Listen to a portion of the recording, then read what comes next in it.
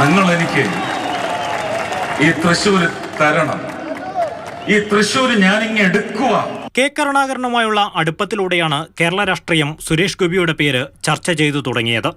അദ്ദേഹം കോൺഗ്രസിൽ ചേർന്നേക്കുമെന്ന അഭ്യൂഹങ്ങളുണ്ടായിരുന്നെങ്കിലും അത് യാഥാർത്ഥ്യമായില്ല.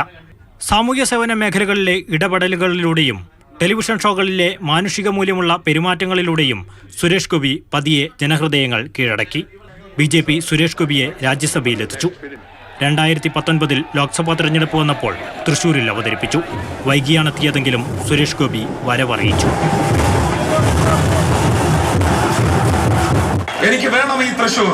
കഴിഞ്ഞ തിരഞ്ഞെടുപ്പിൽ ഏറ്റവും കുറച്ച് ദിവസം മാത്രം പ്രചാരണം നടത്തിയ സുരേഷ് ഗോപി അതിനുശേഷമുള്ള 5 വർഷവും തൃശൂരിനായി മാറ്റിവെച്ചു. തൃശൂരിനിയും ഞാൻ ഹൃദയം കൊണ്ട് ആവശ്യപ്പെടുന്നു, തൃശൂർക്കാരെ നിങ്ങൾ എനിക്ക് തരണം. സാമൂഹിക മാധ്യമങ്ങളിൽ രാഷ്ട്രീയ എതിരാളികൾ സുരേഷ് ഗോപിയെ കണക്കറ്റ് പരിഹസിച്ചു. പ്രവർത്തനം ശരിയാവണ്ണം നടക്കുന്നില്ലെന്ന് തോന്നിയപ്പോൾ സ്വന്തം പ്രവർത്തകരോടും സുരേഷ് ഗോപി കലഹിച്ചു. നമ്മൾ യുദ്ധത്തിനല്ല ഇറങ്ങിയിരിക്കുന്നത്, നമ്മൾ അവർക്ക് നേട്ടം ഉണ്ടാക്കാനാണ് ഇറങ്ങിയിരിക്കുന്നത്. അതിനെന്നെ സഹായിച്ചില്ലെങ്കിൽ നാളെ ഞാൻ ട്രിവാൻഡ്രത്തേക്ക് പോകും. ആക്രമണങ്ങളൊക്കെയും സുരേഷ് ഗോപിക്ക് ഇന്ധനമായി. ലൂർദ് മാതാവിന് സമർപ്പിച്ച സ്വർണ്ണ കിരീടത്തിലെ പൊന്നിന്റെ അളവ് ചികഞ്ഞ് രാഷ്ട്രീയ എതിരാളികൾ പോയപ്പോൾ സുരേഷ് ഗോപി വിജയത്തിന്റെ സ്വർണ്ണ കിരീടമണിഞ്ഞു.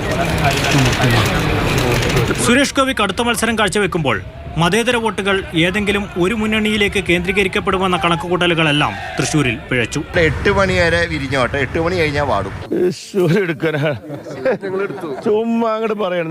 നിങ്ങൾക്ക് ഇപ്പോൾ ഇതാണ് പരിപാടി. ഇവിടെ ജയിക്കാൻ പോകില്ല BJP. സിനിമ കൊണ്ട് അതിനടിസ്ഥാനപ്പെടുത്തിയിട്ട് ഡയലോഗ് വെച്ച് ഒരു രാഷ്ട്രീയ പ്രസ്ഥാനത്തോട്, ഇടതുപക്ഷ പ്രസ്ഥാനത്തോട് മത്സരിച്ച് ജയിക്കാനൊന്നും BJP കേരളത്തിൽ വളർന്നിട്ടില്ല. BJPയുടെ സംഘടനാ ശേഷിയേക്കാൾ ദേശീയ നേതൃത്വത്തിന്റെ കണ്ടെത്തലാണ് തൃശൂരിൽ താമര വിരിയിച്ചത്.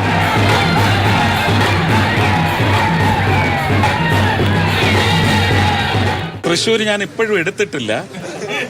തൃശ്ശൂർ അവനെനിക്ക് തന്നു, അത് എൻ്റെ ഹൃദയത്തിലേക്ക് വന്നിരിക്കുന്നു.